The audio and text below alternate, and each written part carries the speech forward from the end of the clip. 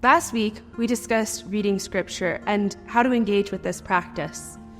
Take a moment with your group to talk about that practice and how it impacted your week. What was helpful about this practice and what was difficult about this practice?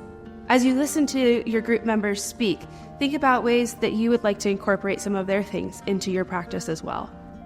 So this week, we're going to get a little bit crazy and we're going to actually look at two practices. And it's going to be the practices of serving and generosity. And the cool thing about these is that these are essentially two sides of the same coin.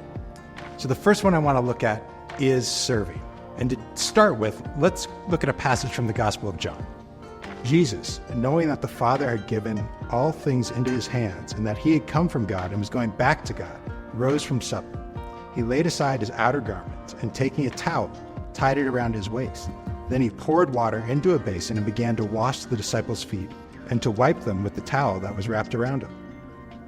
Elsewhere, in the Gospel of Matthew, Jesus elevates the act and practice of service. But Jesus called them to him and said, "You know that the rulers of the Gentiles lord it over them, and their great ones exercise authority over them. It shall not be so among you. But whoever would be great among you must be your servant, and whoever would be first among you must be your slave. Even as the Son of Man came not to be served, but to serve, and to give his life as a ransom for many." The thing that I hope you got from all of that as we read through those passages was simply that the act of service, the practice of service, is a huge thing when it comes to these spiritual practices. And we know this because Jesus was constantly talking about them and engaging in service himself. When it comes to service and the practice of service, author Richard Foster tells us about some ways and some ways we can think of service as what true service really is. True service finds it almost impossible to distinguish small from large acts of service. Sometimes we can find ourselves having a lens or only looking for those moments of service where we're going to get a little bit of recognition, or they're going to be big moments where we get to do big acts of service. But when we practice the act of service, what Jesus is really calling us to do is to welcome any act of service, any opportunity for service, whether it's small and it's not going to really get a whole lot of recognition, or whether it is a large thing that we are going to be able to do a whole lot with. True service is free from the need to calculate results. What I mean by this is that, there are times when we do our service and we're wanting maybe some applause or some appreciation or some recognition and maybe even some reciprocity in that and somebody to serve us back. But when we free ourselves of this and we let go of the idea of tabulating and calculating results and keeping some sort of scorecard, what we actually find is that we end up delighting in service and wanting to do more and more of it. And here's why that's important. Because as we step into this sort of service, what we find is that we can adequately serve and more than adequately serve, just joyfully serve and fully serve the people that we love. But once we've stepped into this deep sort of service, we can find that we can serve even those people that we would call our enemies. True service is a lifestyle.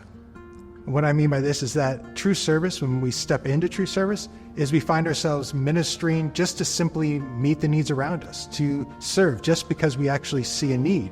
Now, this happens when we allow this to become deeply ingrained in ourselves, when we allow the idea and love of service to become deeply ingrained. And all of a sudden, what we find is that as needs spring up, we just spontaneously start to serve and meet those needs. True service builds community. You see, when we serve and start to serve others, what we find is that we start drawing closer to those people that we're serving.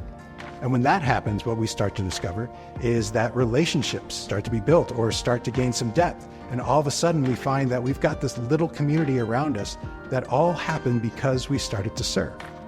Before we get to generosity, I just wanted to share one more thought on the idea of service, and it's this.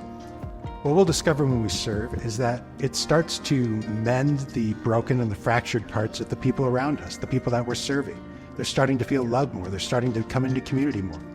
And even as we do that, what we're going to discover is that in serving others, we're serving the world around us, and we're starting to mend the broken and fractured parts that we see in our world because we're starting to love more and draw more people in. And the beautiful thing about that is not only are we helping mend others and helping mend the world around us, we also find that when we serve, we step into a relationship that starts to help mend the broken and fractured parts within us. And so what we can see with service is that it is this deeply healing thing when we engage in it. So now we've talked about service, I want to just spend a short moment on our other practice that we talked about, and it's this practice of generosity. And why we talk about generosity is because generosity and service, like we said, are really two sides of the same coin. And what we discover is when we can start stepping into and living a life of generosity, that makes a life of service a whole lot easier.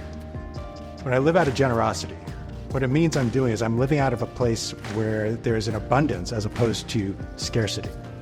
Now, scarcity says, I never have enough. I'm always needing to contend and strive for more. And I can't possibly share what I have because then I'll be with even less and I still won't have enough. And when we do that, we find ourselves hoarding our time, our energies, our material resources, our hearts in one sense. But abundance looks at life a different way. Abundance says God has blessed me with everything I need, and He's going to continue to bless me with all the things that I need. And in doing so, I don't have to worry about losing. I can give freely, knowing that God is giving freely to me. And so a spirit of abundance lets me step into those moments of service where I get to give of my time, my resources, my energy, and all that I have because I know that I'm not losing and I'm still gaining. There's a lot of freedom with these two practices. When starting these practices, evaluate where you're at and go from there.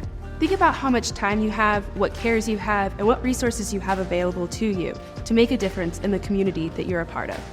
Remember, you don't have to have an exact plan, but start thinking about it. Talk with your group about what's on your heart.